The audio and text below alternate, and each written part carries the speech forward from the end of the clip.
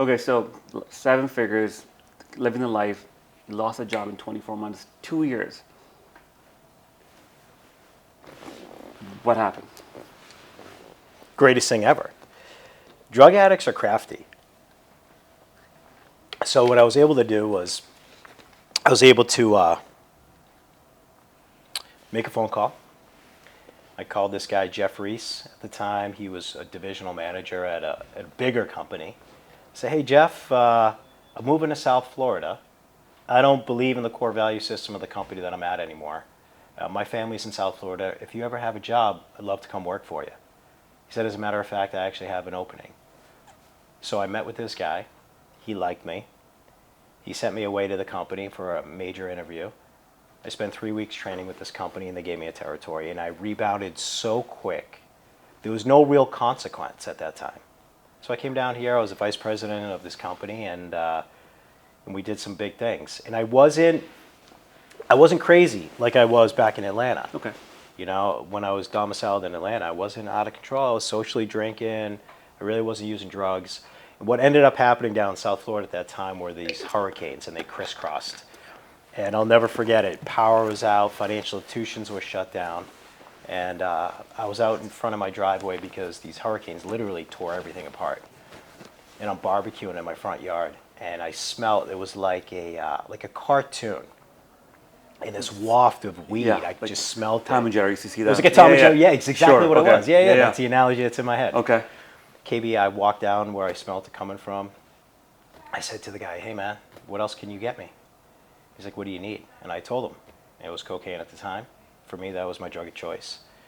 Next thing I know, I had cocaine, 8 balls, all day, every day for multiple days, and I was off to the races.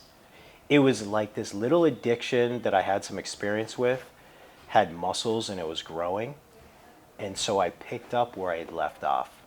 So when I left Atlanta, I lost that job. I was getting high every day. I came down to South Florida, and I kind of did a geographical change, right? Same person, but the geographical part changed. I got high for days and weeks on end, and I wound up having to go to treatment my first time in 2006. How old were you? I was about 28. Okay, 28.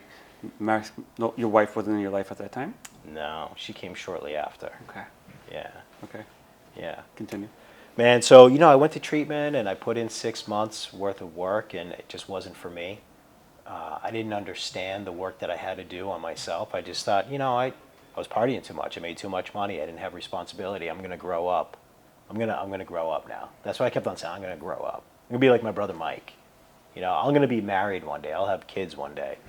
But meanwhile, I'm shacked up in a motel, peeping out windows because I'd been high for days, with cocaine rolled up in a baggie. And I would wrap it in a towel in case I sweat through it, because I would take Xanax to pass out. I had this whole cycle, man. And my scorecard read 0. You know, I felt shameful, broken. Nobody really in my family was talking to me at the time. And then there was Maciel. I'm scrolling on the internet, and I came across her picture, and I was like, wow, this woman she's just my type.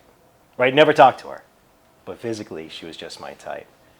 And we wound up meeting, and we had our first date, and it was a 5-hour first date, and it was amazing.